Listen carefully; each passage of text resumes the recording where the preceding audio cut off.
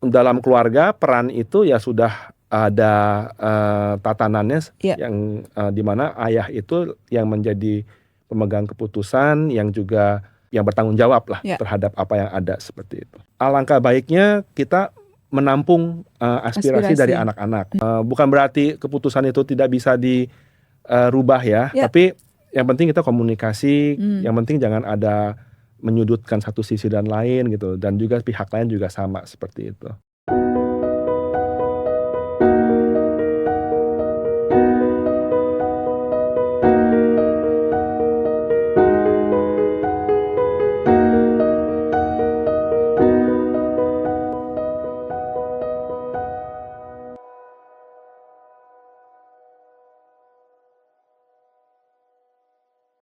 Setiap keluarga punya cerita. Dan di sini kita akan belajar bagaimana menciptakan rumah yang penuh cinta dan bisa melindungi setiap orang yang ada di dalamnya. Selamat datang di Keluarga Bercerita. Saya Pinkan Margareta dari Focus on the Family Indonesia. Dalam episode kali ini akan mengajak Anda untuk berbincang-bincang dengan narasumber tamu saya. Dan hari ini kita akan mempercakapkan mengenai satu topik yang menarik dan juga penting bagi keluarga, yaitu bagaimana satu keputusan membawa 1000 dampak bagi keluarga. Keluarga Indonesia, dalam setiap keluarga, keputusan-keputusan selalu membawa dampak tidak hanya bagi satu orang, tetapi juga bagi seluruh anggota keluarga. Seringkali permasalahan dan konflik yang terjadi dalam keluarga berasal dari proses dalam pembuatan keputusan-keputusan, baik itu keputusan besar maupun keputusan sehari-hari, yang tidak dikelola dengan bijak dan dengan dikomunikasikan kepada semua pihak.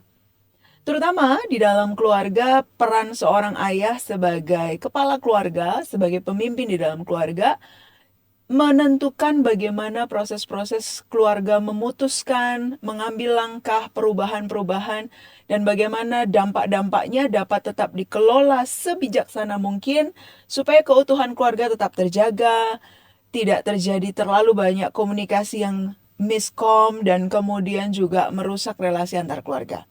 Nah, untuk membahas hal ini, saya sudah mengundang di ruang keluarga bercerita hari ini seorang ayah dan juga seorang suami, ya, Bapak Ijen Suhendra. Beliau adalah seorang pengusaha dalam kesehariannya, tetapi juga mendedikasikan waktunya untuk aktif di dalam organisasi-organisasi sosial yang bergerak di dalam bidang memperkuat keluarga. Selamat datang Pak Ijen. Ya, terima kasih Ibu Pinkan. Ya, sehat-sehat ya Pak? Ya. Oke. So hari ini menemani kita akan ngobrol ya Pak, Ya. untuk tadi topik tentang bagaimana keluarga itu mengambil keputusan-keputusan, dan terutama secara khusus ini saya tidak bisa ngomong Pak karena saya bukan suami ya. Ini harus seorang pria yang memang menjalankan peran sebagai ayah dan juga sebagai suami gitu ya. Benar. Kita akan coba diskusikan supaya nanti keluarga Indonesia juga bisa dapat hal-hal baik, prinsip-prinsip, tips-tips praktis bagaimana mengambil keputusan dalam keluarga. Ya. Oke, Pak Ijen mungkin mau kenalkan singkat dulu, istrinya berapa? Oh, satu ya Pak. Anaknya berapa? Silakan ke Ya, pemirsa. saya punya 3 anak, 2 remaja, 2, 1 masih di SD. Saya dengan istri saya, kita tinggal dalam satu rumah.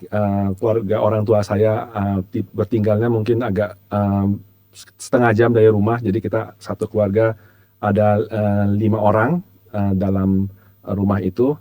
Jadi sehari-hari ya saya selalu memang suka keluar kota, tapi harus juga ketemu dengan anak, apalagi harus komunikasi terus dengan istri. Jadi itulah kurang lebih kehidupan ngurusin bisnis dan sebagainya ya. Oke. Oke Pak. Nah, sudah menikah berapa lama berarti?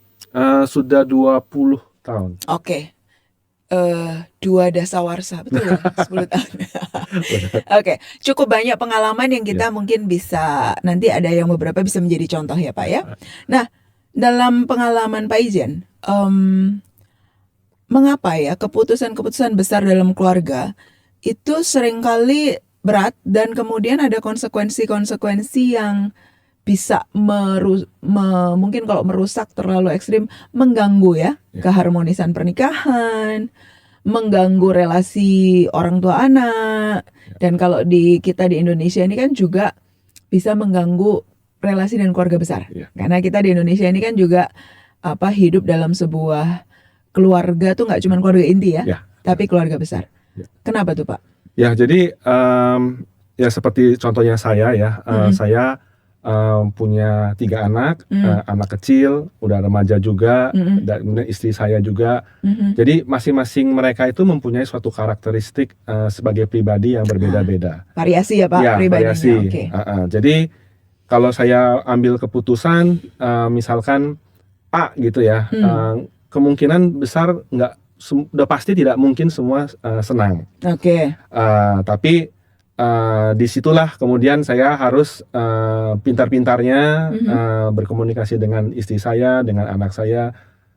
Tapi itu juga sangat sulit terus terang karena nggak bisa make everyone happy ya, seperti itu. Tapi ya kita sebagai kepala keluarga ya harus mempertimbangkan semua hal itu, dan ini yang membuat sulit untuk membuat suatu keputusan apapun sebenarnya. Gitu. Jadi variasi karakter kepribadian. Jadi memang kita juga nggak bisa anggap remeh kalau satu keluarga kakak adik sama, nggak juga ya Pak ya? Oh, beda banget. Beda banget. Oke.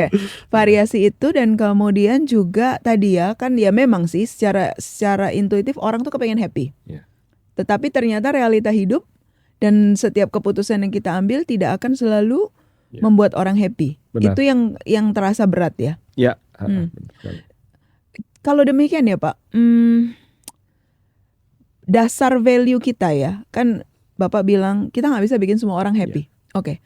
So apa dong acuan kita? Bukankah misalnya ada orang bilang, bukankah berkeluarga itu ingin bahagia? Nah, misalnya gitu ya. Ya. Jadi saya rasa sih acuannya itu adalah kita kalau berkeluarga itu memang sudah ada suatu nilai yang kita ingin tanamkan, bahwa seperti hidup berkomunitas gitu ya. Jadi sebenarnya anak terutama itu belajar berkomunitas, bermasyarakat itu dalam keluarga, sehingga ketika dia berhubungan dengan adiknya atau orang tuanya, itu kan seperti kayak adik itu kan sebaya, orang tua itu kan seperti kayak ada yang lebih berwenang, seperti itu bagaimana berhubungan. Nah, hal itu memang suatu proses pembelajaran. Jadi kalau ngomong mau happy, kalau semua orang mau happy-nya dengan sendiri-sendiri, nanti malahan jadi chaos ya, gitu loh. Jadi sebenarnya happy itu memerlukan adanya suatu tatanan juga, gitu. Jadi dengan adanya tatanan ini yang baik, yang seimbang, yang mempertimbangkan semua hal, tatanan inilah yang akan membuat sekeluarga itu, satu kelompok ini menjadi happy sebenarnya. Gitu. Menarik ya. Jadi Bapak membuat sebuah model bahwa hidup berkeluarga itu seperti miniatur.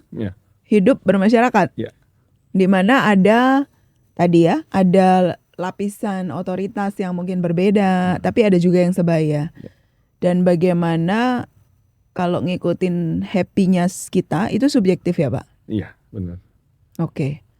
Sehingga akhirnya Pak, apa sih kunci ya, prinsip kunci untuk supaya kita bisa menemukan titik tengah, titik temu gitu? Saya rasa titik kunci yang paling penting itu adalah dimulai dari orang tuanya, karena mereka yang akan menjadi contoh untuk anak-anak.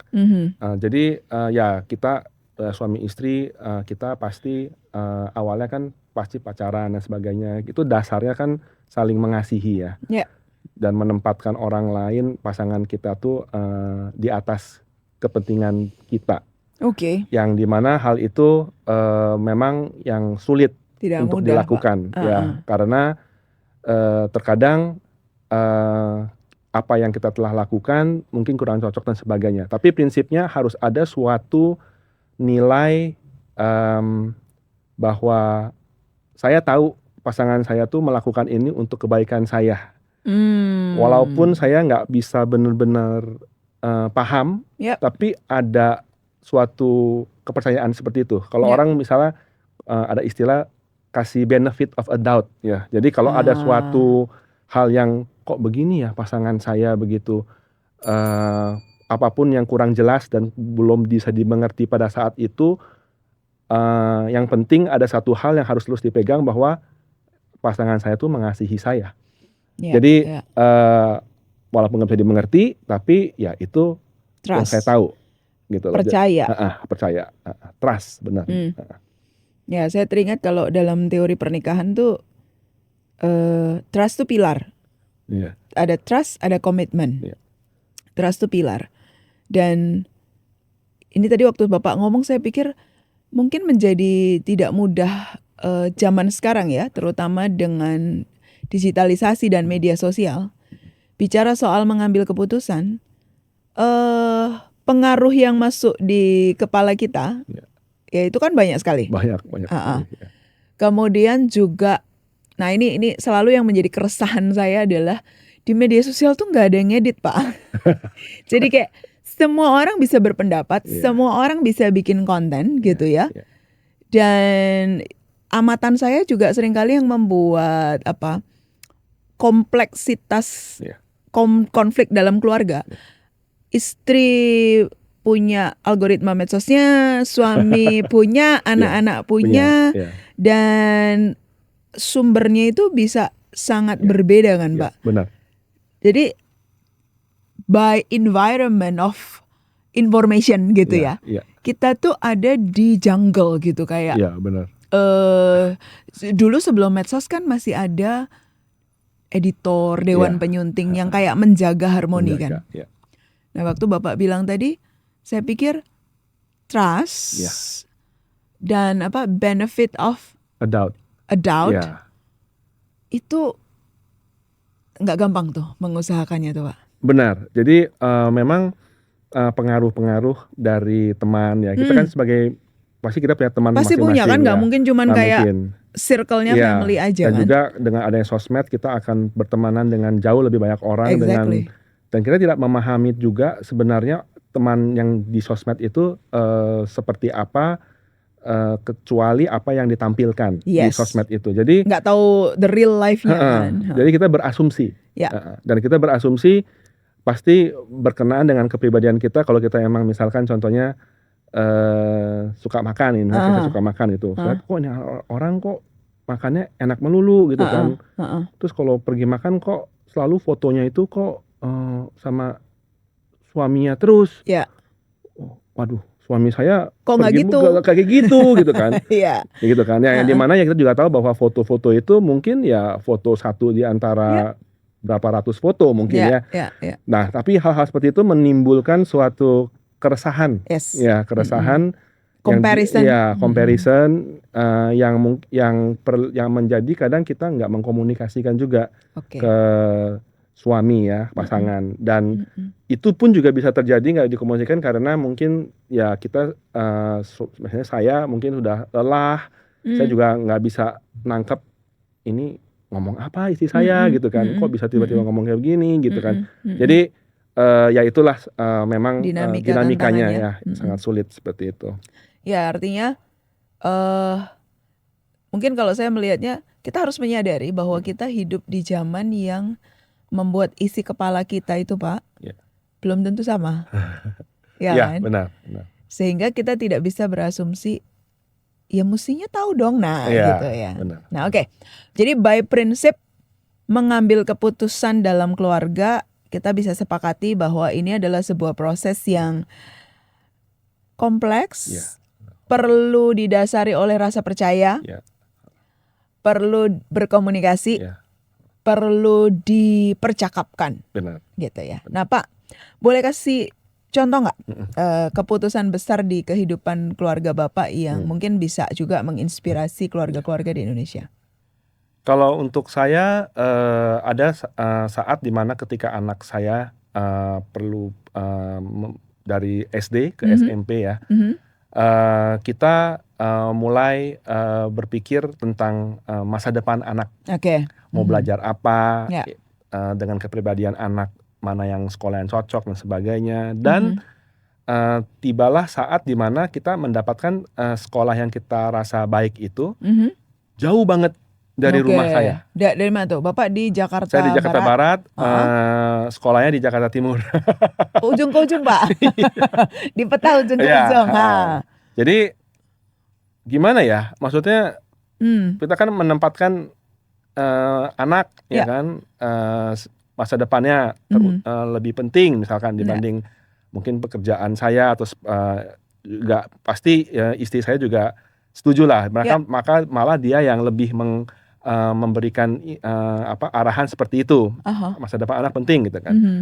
Tetapi saya juga diskusikan dengan istri saya bahwa ketika jauh seperti itu, anak itu juga akan kehilangan banyak sekali waktu yang dia bisa pakai untuk belajar. Ya. Jangan sampai sekolahnya memang mungkin Bagus. bagus, tapi ya karena perjalanan yang sangat jauh, akhirnya ya dia kecapean, dia juga akhirnya dia bisa maksimal gitu kan.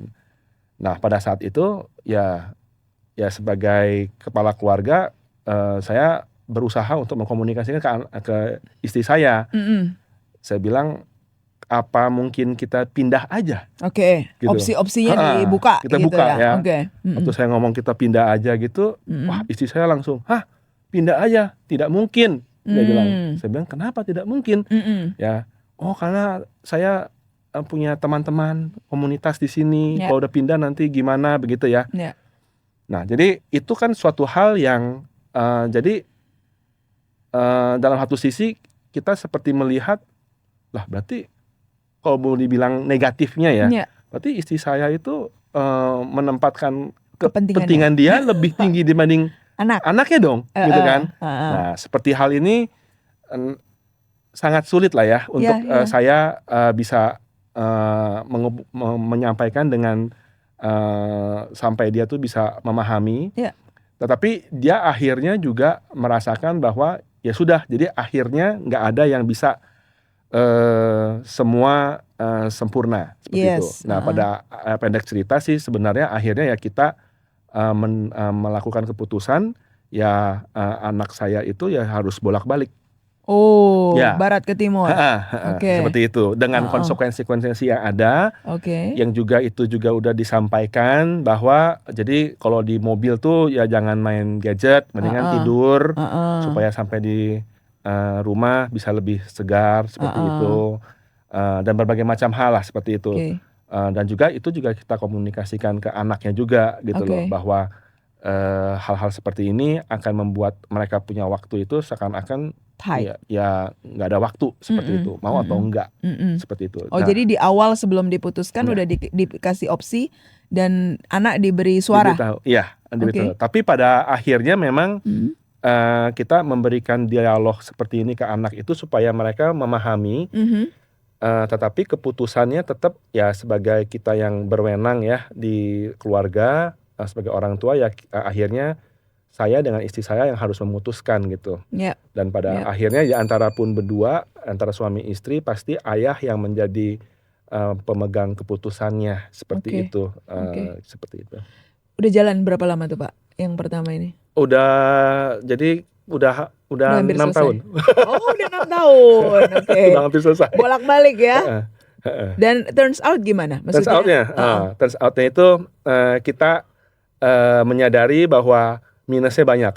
Oke. Seperti itu.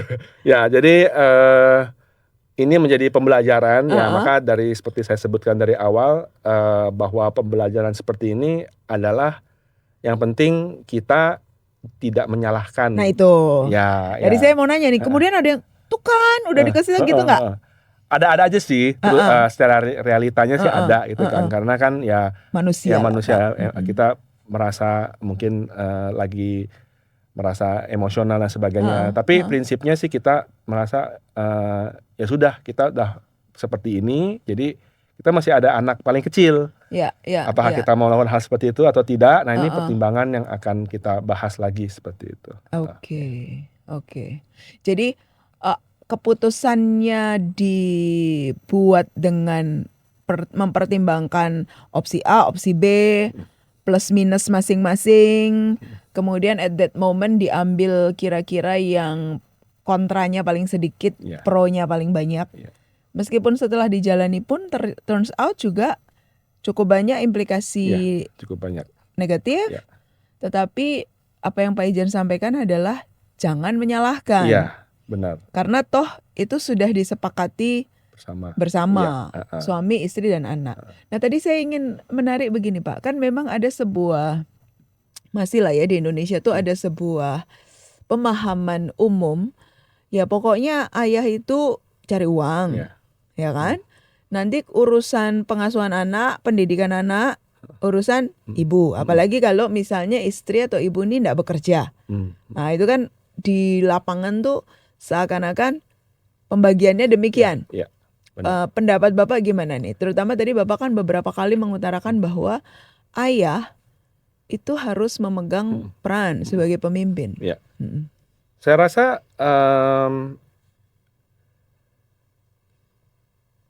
secara tatanan ya, secara tatanan. Jadi bukan secara kemampuan. Oke. Ya. Jadi secara tatanan tuh sebenarnya memang peran. Jadi Oke. peran ya, ini peran yang bukan berarti karena satu lebih pintar atau lebih mampu atau seperti apa. Tapi peran itu memang diberikan kepada ayah, seorang suami untuk bisa memimpin keluarga. Oke. Dan peran juga untuk istri untuk bisa sebagai yang mendukung, mensupport relationship ini, seperti itu. Nah, sebagai peran itu maka kita perlu menjalankan. Nah, Oke. kadang memang kayak istri saya sih lebih pintar dibanding saya gitu ya. Jadi dia lebih paham segalanya tentang anak dan sebagainya. Kalau saya disuruh ambil keputusan, pasti saya nanya dulu sama istri saya, seperti itu. Jadi bukan berarti saya tahu semua jawaban, tapi saya bertanya, ya, dan mengambil semua input-input seperti itu. Akhirnya ya keputusan itu ya baru saya ambil, seperti itu. Oke. Jadi kita jadi dalam konteks seperti itu berarti sebenarnya ya anak itu perlu belajar bahwa satu figur wewenang itu ada dan diberikan, dan orang itu sebenarnya tidak berarti dia yang paling benar, tapi dia kayak kita berdiskusi, open communication seperti apa, seperti itu.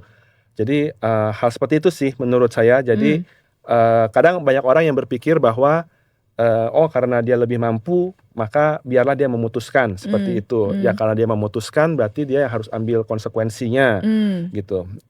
Dan hal-hal seperti itu akhirnya peran itu dikaitkan dengan kemampuan. Ya memang dalam dunia kerja emang seperti itu. Ya, tapi dalam keluarga peran itu ya sudah ada tatanannya, yang dimana ayah itu yang menjadi pemegang keputusan, yang juga yang bertanggung jawab lah terhadap apa yang ada, seperti itu. Nah saya kira itu hal yang penting Pak. Jadi orang seringkali menginterpretasikan kalau ayah kepala keluarga punya otoritas, punya wewenang.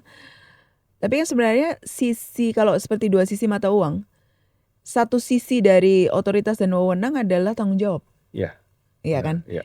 Ya kan? Itu yang artinya kan kita tidak perlu untuk enak banget laki-laki mutusin gitu ya. Misalnya kan di balik itu ada tanggung jawab. Ketika sebuah pilihan atau sebuah keputusan ternyata konsekuensinya tidak seperti yang dibayangkan, nah tanggung jawabnya itu kan dipikul ya Pak. Iya, benar. Jadi sebetulnya ya enak nggak enak gitu ya. Iya, memang ya itu dari satu sisi kita memutuskan enak dalam arti seperti itu, tapi ya dengan tanggung jawab itu ya kita juga jadi ada check and balance-nya sih sebenarnya, seperti itu. Dan juga istri memberikan masukan seperti itu pun juga dia juga kan harus bisa mempercayai dari suaminya itu. Jadi maka dari awal kita bahas seperti Ibu katakan bahwa trust itu penting, dan kalaupun ada hal-hal yang kita tidak bisa prediksi ke depannya kok begini begitu, tapi dasar bahwa kembali ke trust. Trust itu penting sekali, gitu trust loh. Bahwa sebagai suami, sebagai istri, sebagai anak kita tidak berniat jahat terhadap keluarga ini. Tidak selfish lah, gitu. Ya, artinya kan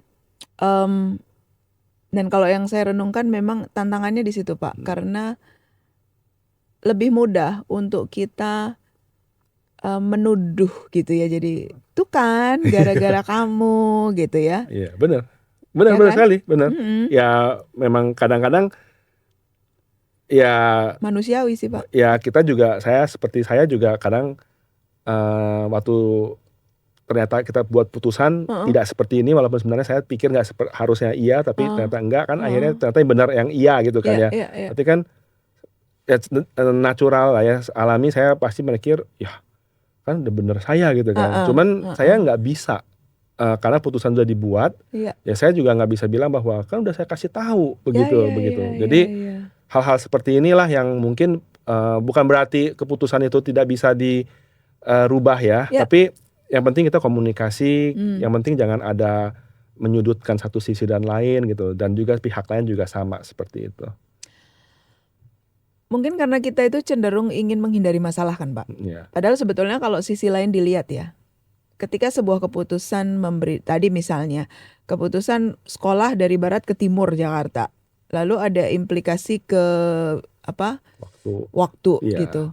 Sebenarnya kalau kita mau berpikir lagi bersama, pasti ada solusi kan? Iya, benar. Ya kan? Benar. Jadi memang segala solusi yang kita ambil itu pasti ada plus minusnya. Ya. Yang penting kita diskusikan. Kalaupun emang keliru, itu juga bukan the end. Kita bisa diskusikan Nah, lagi. itu. Kita bisa. Jadi yang penting sih sering-sering ketemu ya. Ya kalau emang memungkinkan, ya biasa kan makan malam bersama. Nah itu saatnya kita mulai berdiskusi, mungkin nggak langsung yang serius-serius, tapi yang lebih apa yang terjadi seperti itu. Saya rasa itu hal yang baik sih untuk dilakukan. Ya. Nah berarti, nah itu kembali ke pertanyaan selanjutnya nih Pak, bridgingnya. Jadi kalau Bapak bisa kasih tips, gimana sih cara bermusyawarah gitu ya, kan di keluarga tuh akan selalu ada sajalah keputusan demi keputusan yang harus diambil. Ya. Nah bagaimana cara kita bisa berdialog, berdiskusi, kalau bermusyawarah itu kan sampai menemukan sepakat ya.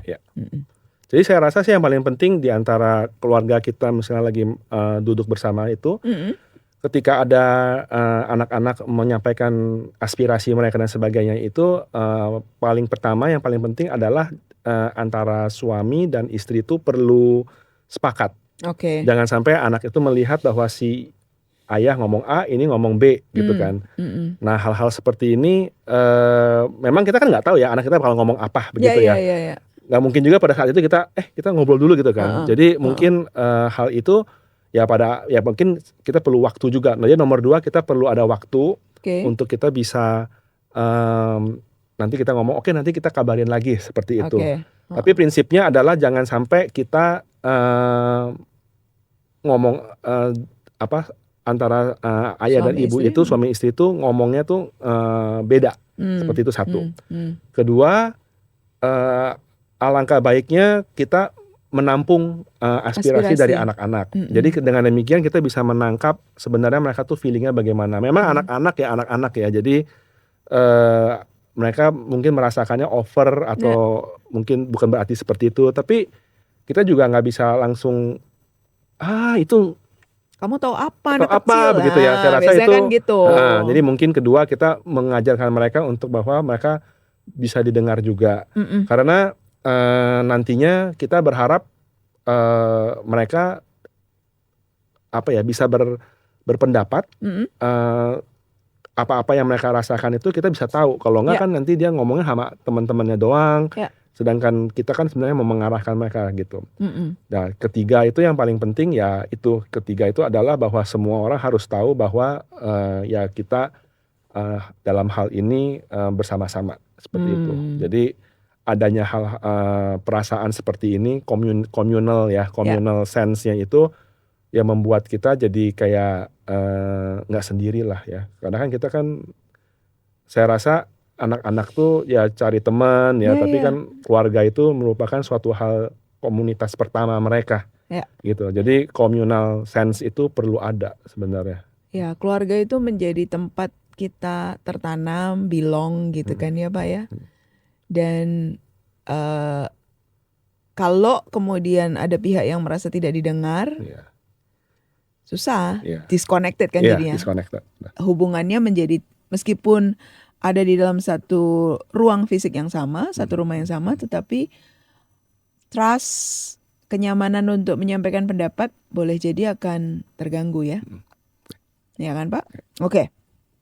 Nah, kalau misalnya terjadi semacam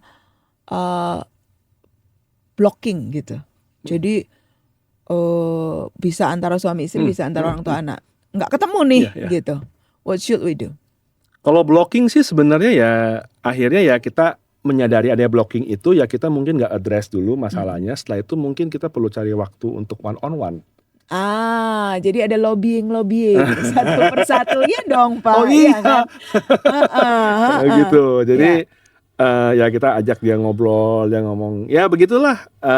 Ya cari waktu yang pas. Jadi saya rasa itu baik sih. Ya, karena mungkin hatinya bisa akan berubah gitu ya kalau ada pendekatan personal. Iya.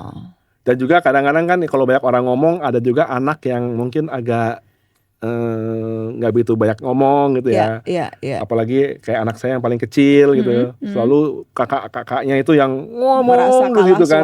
Kalah suara dia gitu loh. Jadi baru mau masuk udah kena lagi atau apa. Jadi kita perlu kasih dia waktu juga. Tapi bagaimanapun juga ya perlu ada waktu, misalnya saya lebih banyak ngomong sama dia terpisah seperti itu gitu. Karena saya juga menyadari bahwa kalau kita terlalu fokusnya di depan semua mereka itu ke anak yang kecil, nanti kan juga pasti ada pemikiran bahwa kok orang tua kita kok kayaknya lebih suka sama anak yang paling kecil gitu. Papa nanti lebih sayang sama iya ini gitu kan. ya. Jadi saya rasa ada treatment tertentu yang memang karena keterbatasan pengertian pemahaman mereka, ya kita lakukan ya di luar dari konteks besar. Jadi lebih one on one lah istilahnya seperti itu.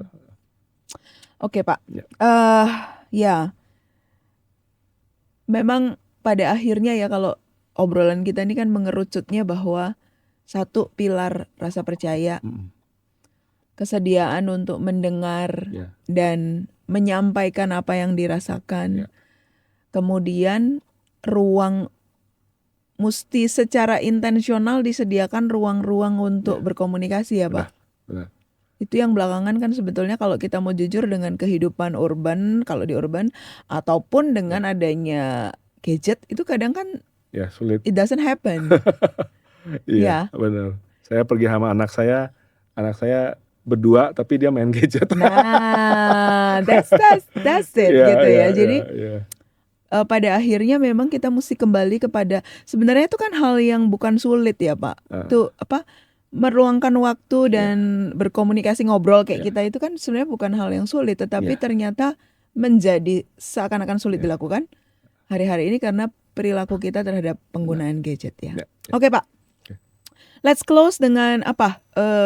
Mungkin Bapak bisa kasih kayak tips practical as a family, Bapak as a father gitu, to make decision in family. Ya, jadi saya rasa sebagai kepala keluarga itu adalah suatu tanggung jawab yang besar ya, dan tanggung jawab itu memang kita bawa bersama dengan anggota keluarga kita ya. Jadi kita perlu menunjukkan bahwa kita itu approachable, kita juga nggak selalu benar, tapi kita bertanggung jawab. Dan saya rasa dengan adanya pemahaman mereka melihat dari cara kita bertingkah itu terutama dengan pasangan kita, maka kalau kita jadi satu, maksudnya kompak gitu ya, saya rasa anak-anak itu akan mendapat pengaruh yang cukup stabil, cukup nyaman.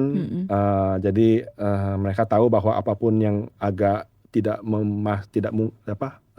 nggak pasti gitu ya, membingungkan itu, setidaknya selalu ada satu kestabilan ya dari papa mama. Dan itu perlu dimulai dari, karena kan mulai dari istri dulu atau suami dulu. Saya rasa sih alangkah baiknya dimulai dari si suami tersebut sebagai kepala keluarga ya. Thank you Pak Ijen. Makasih Ibu untuk percakapannya. Keluarga Indonesia menjadi ayah, menjadi suami tidak ada sekolahnya. Seringkali kita belajar hanya dari pengalaman. Mungkin tidak semua dari Anda, para pria yang beruntung punya contohan ayah atau figur laki-laki di keluarga Anda yang membuat Anda bisa mengerti bagaimana menjadi kepala keluarga, bagaimana bertanggung jawab sebagai pria yang dewasa. Tapi jangan putus asa. Kami di Focus on the Family Indonesia, kami punya program Intentional Fathering yang bisa diikuti oleh para pria. Jadi bagaimana Anda menjadi ayah yang bertujuan, bukan sekedar ayah biologis, tetapi sungguh-sungguh memiliki sebuah karakter profil laki-laki yang dewasa dan mampu bertanggung jawab atas setiap keputusan kehidupan pribadinya maupun kehidupan keluarganya. Jika Anda tertarik dengan program-program seperti ini dan program lain yang kami punya di Focus on the Family Indonesia, kunjungi website kami, kunjungi Instagram kami, Facebook kami. Ada banyak program-program yang kami akan sediakan bagi Anda dengan tujuan untuk kami bisa membantu Anda menjadi keluarga yang lebih kokoh, keluarga yang lebih kuat menghadapi berbagai permasalahan dalam kehidupan ini. Terima kasih atas perhatian Anda. Sampai jumpa lagi keluarga Indonesia.